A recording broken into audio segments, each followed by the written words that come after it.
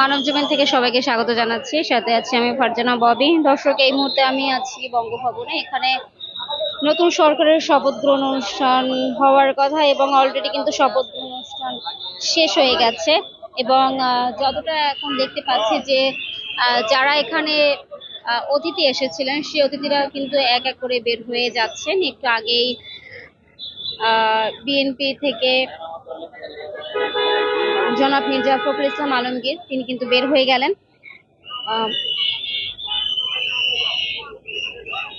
আপনারা সবাই জানেন যে যেই প্রধান উপদেষ্টা যিনি হবেন ডক্টর মোহাম্মদ ইউনূস, তার বিষয়টা কিন্তু আগেই খোলাসা হয়ে গিয়েছিল যে তিনি হতে যাচ্ছেন প্রধান উপদেষ্টা, এবং বাকি যে উপদেষ্টাগণ যারা হবেন এ ব্যাপারে কিন্তু নানান ধরনের লিস্ট একে একে বিভিন্নভাবে প্রকাশ হতে থাকে এবং সামাজিক যোগাযোগ মাধ্যমে গত 2 দিন ধরেই কিন্তু সেই ধরনের লিস্ট আসলে আলোচনার জন্ম দেয়। তবে শপথ গ্রহণ অনুষ্ঠান অনুষ্ঠিত হওয়ার ঘন্টা দেড়েক আগে যে লিস্ট প্রকাশিত হয় সেটাই মূলত আসলে চূড়ান্ত লিস্ট হিসেবে দেখা যায়। এবং এই যে 16 জন এখানে ডক্টর মোহাম্মদ ইউনূস সহ এখানে 17 জন সদস্য এবং 16 জন উপদেষ্টা, বাকিদের মধ্যে 13 জন তারা শপথ গ্রহণ করেছেন এবং 3 জন তারা ঢাকার বাইরে থাকা, তারা কিন্তু শপথ গ্রহণ করতে পারেননি, তবে তাদের নিয়োগ নিশ্চিত হয়ে গেছে।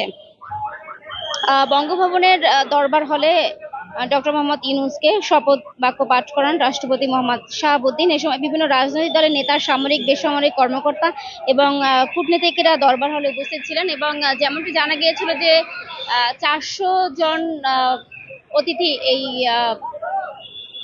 শপথ গ্রহণ অনুষ্ঠান উপভোগ করতে পারবেন এবং তেমনটি হয়েছে। আমি একটু যদি আপনাদেরকে জানাই যে 16 জন যে উপদেষ্টা তাদের নাম একটু আমি বলি: সালেউদ্দিন আহমেদ, ডক্টর আসিফ নজরুল, আদিলুর রহমান খান, এ.এফ হাসান, আরিফ, তৌহিদ হোসেন, সৈয়দা রিজওয়ানা হাসান, মোহাম্মদ নাহিদ ইসলাম, আসিফ মাহমুদ, সজীব ভুইয়া।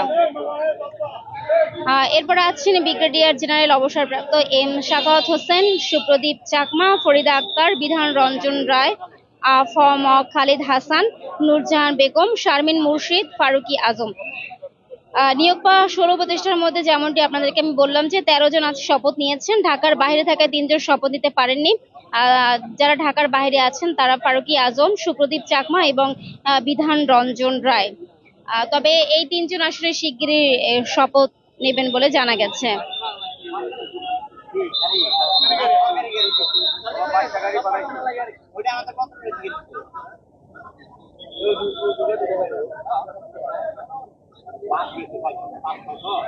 শপথ গ্রহণ অনুষ্ঠিত হওয়ার আগে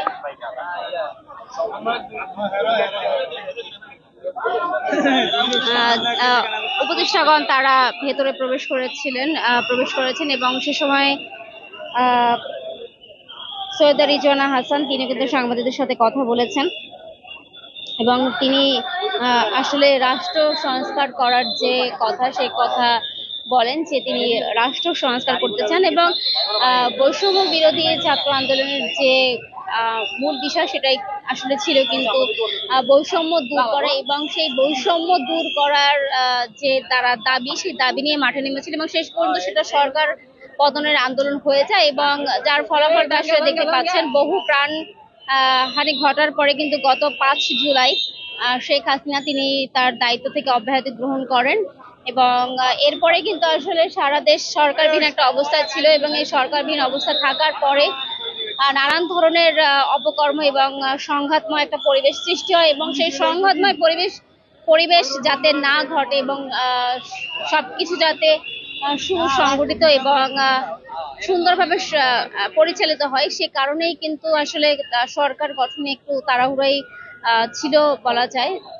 তবে সেক্ষেত্রে আসলে বৈষম্য বিরোধী ছাত্র আন্দোলনের যারা সমন্বয়ক ছিলেন তাদের তরফ থেকেও খুব যাচাই বাছাই করে এবং তাদের যে মতামত এবং সাধারণ শিক্ষার্থীদের যে চাওয়া পাওয়ার যে দাবি, সেই দাবির লক্ষ্যেই আসলে তারা 2 দিন কাজ করেছেন এবং সবকিছুর পরে আসলে এই উপদেষ্টাগণ নির্বাচিত হয়েছেন এবং আজকে তারা শপথ গ্রহণ করলেন। দর্শক, আপনারা দেখতে পাচ্ছেন যে বঙ্গভবনের সামনে সাংবাদিক থেকে শুরু করে সাধারণ উৎসুক জনতারা ভিড় করেছেন এবং তারা আসলে অপেক্ষমান আছেন এবং সন্ধ্যা থেকেই কিন্তু এখানে লোকজনের খুব বেশি ভিড় লক্ষ্য করা যাচ্ছিল এবং তারা অপেক্ষমান আছেন কখন এখানে উপদেষ্টাগণ বের হবেন এবং এর আগেও তারা উপদেষ্টাগণ যখন ভেতরে যাচ্ছিলেন বঙ্গভবনের ভেতরে তখন তারা করতালির মাধ্যমে তাদেরকে স্বাগত জানান। দেখতে পাচ্ছেন যে পুরো রাস্তাটাই কিন্তু আসলে বেশ ট্রাফিক দেখা যাচ্ছে, কারণ এখানে এত লোকজনের ভিড়, এ কারণে গাড়ি চলাচলে বেশ অসুবিধা হচ্ছে বলা যায়।